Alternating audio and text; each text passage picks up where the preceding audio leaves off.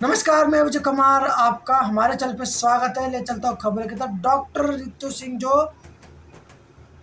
Delhi university में professor थी, अब तो नहीं है। चुनाव भी लड़ा था बीएसपी पार्टी से चंडीगढ़ से, और उन्होंने एक वीडियो लॉन्च किया।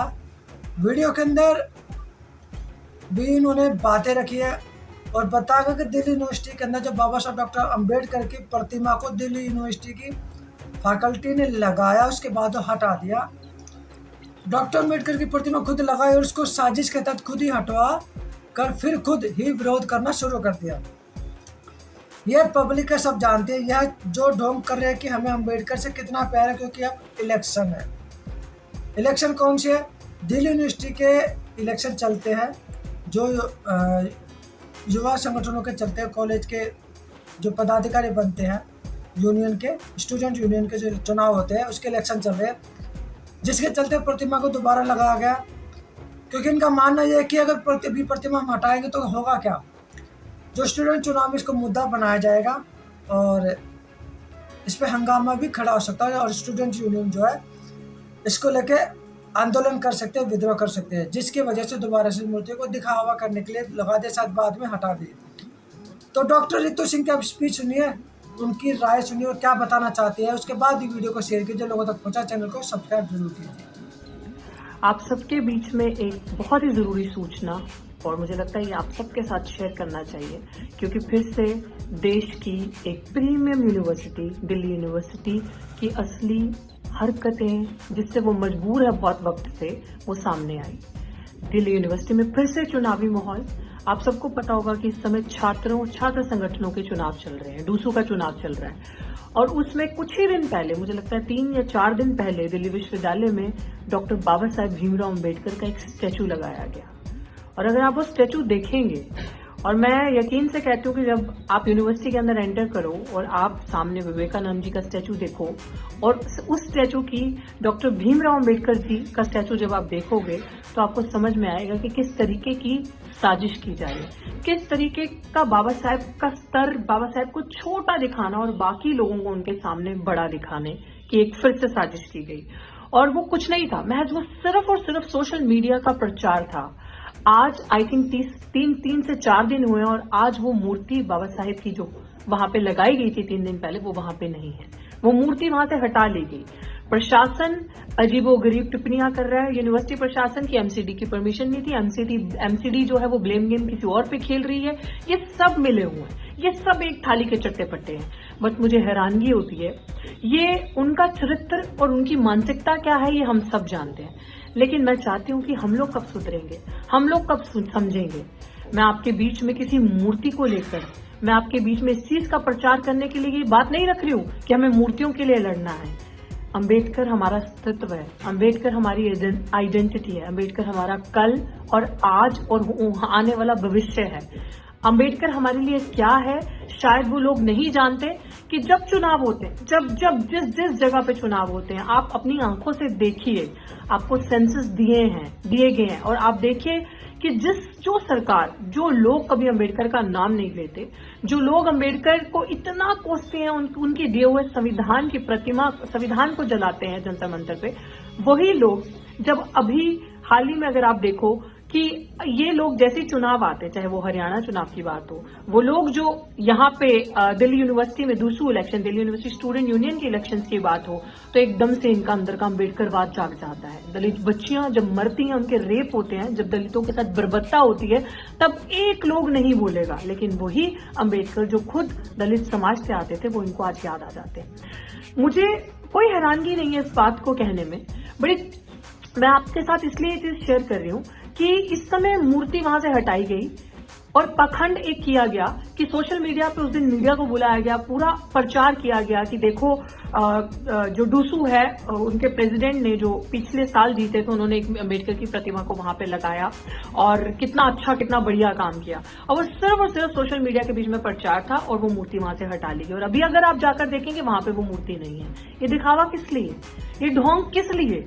ये सारी चीजें अगर तो आपके दिल में फीलिंग्स हैं, तो आप इतना घिनौना काम नहीं करोगे।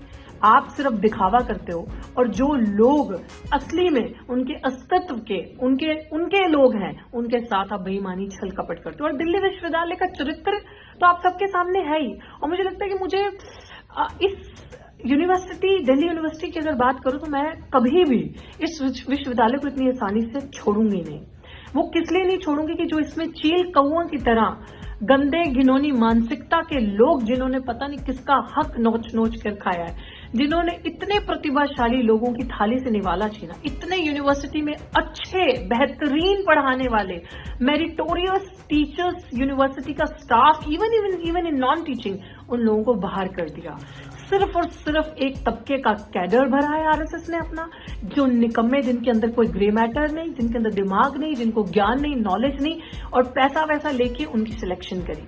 इसलिए दिल्ली यूनिवर्सिटी की जब भी बात आएगी, क्योंकि हम लोग दिल्ली यूनिवर्सिटी से प्रोडक्ट रहे हैं उस यूनिवर्सिटी का, तो जब भी हमारे विश्वविद्यालयों की बात आएगी, जिन विश्वविद्यालयों पे हमारा अधिकार है, जो विश्वविद्यालय हमारे लिए बने, जहां पे हमारी ढेरों में आबादी आकर पढ़ती है और आगे बढ़ती है और बोलना सीखती है हम जैसे बच्चे, तो जब जब ऐसे विश्वविद्यालयों के अंदर ऐसी नौटंकी, ऐसे ढोंग होंगे, अंबेडकर को खत्म करने की साजिश होगी, जब जब ऐसी यूनिवर्सिटी के अंदर पाखंडवाद फैलेगा, जब जब ऐसी यूनिवर्सिटियों के अंदर शाखा लगाई जाएगी और पढ़े लिखे लोगों को बाहर निकाला जाएगा, हम हमेशा इसी तरीके से आगे बुलंदियों से आवाज उठाएंगे। और इस एक्ट का मैं घोर निंदा करती हूं और मैं इसके खिलाफ मजबूती से आवाज उठाऊंगी। और मैं इस बार किसी भी मौके को लिटरली नहीं छोड़ूंगी, क्योंकि इस बार छेड़छाड़ हुई है दोबारा हमारे अस्तित्व के साथ, डॉक्टर भीमराव अंबेडकर के साथ। और मैं अंत में अपने भाइयों से, अपने बहुजन समाज से, बहुसंख्यक समाज से, दलित, आदिवासी, पिछड़े समाज की अगर हम बात करें तो उसमें सब आते हैं। उसमें हमारा पूरा ओबीसी तबका, माइनॉरिटीज, जिसमें जाट, गुजर समाज हो गया, जिसमें मुस्लिम समाज हो गया। मैं आप सबसे अपील करती हूँ, बहुत खूबसूरत बात मार्क्स की याद आती है, यहाँ पे कोट करूंगी कि उन्होंने कहा था कि दुनिया के मजदूरों एक हो जाओ, you have nothing to lose except your chains. आप पास कुछ खोने को नहीं है, सिर्फ आपकी बेड़ियां। तो मैं आप सबसे ये कहना चाहूंगी कि बहुजनों, दलित समाज के लोगों, एक हो जाओ, नीले झंडे के तले आओ, जो आपकी ताकत है। आपके पास खोने को कुछ नहीं है, सिर्फ और सिर्फ आपकी बेड़ियां। अगर आपके पास खोने को कुछ होता, आज रियलाइज करो, 1 मिनट करके आंखें बंद करें और सोच कर देखें किस चीज के लिए डर रहे हो। क्या आपके लिए सरकारी नौकरियां बची हैं? क्या आपके बच्चों के लिए इंस्टीट्यूशंस बचे हैं? एनईपी जैसी पॉलिसीज लाकर आपके बच्चों के लिए शिक्षा के दरवाजे, उच्च शिक्षा के दरवाजे खासकर पहले ही बंद कर दिए गए हैं। आपको बीच में वर्गीकरण करके लड़ाना और ये बताना कि ये वर्ग दूसरे वर्ग का अधिकार खा गया। असली बात तो ये है कि ये सरकारें SC/ST सब प्लान का हिस्सा पैसा खा गई।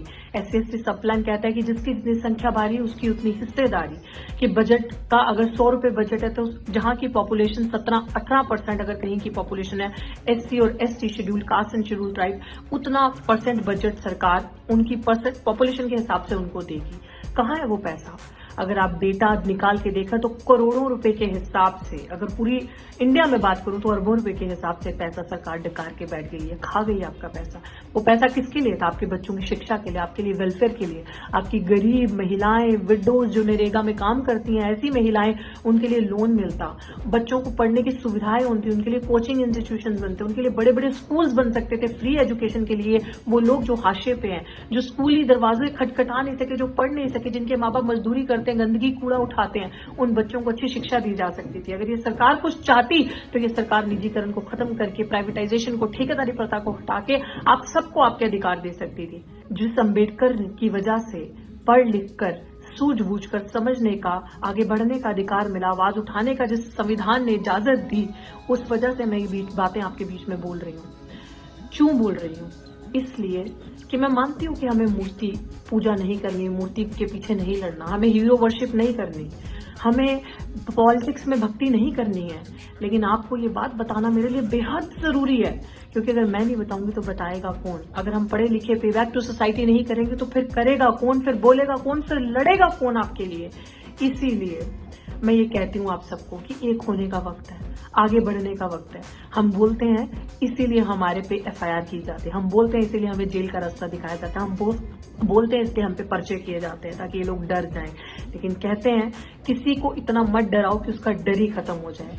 आज हमारा डर आपसे खत्म हो चुका है। हम और हमारे अंदर आपसी भाईचारा बढ़ रहा है, एकता भी बढ़ रही है।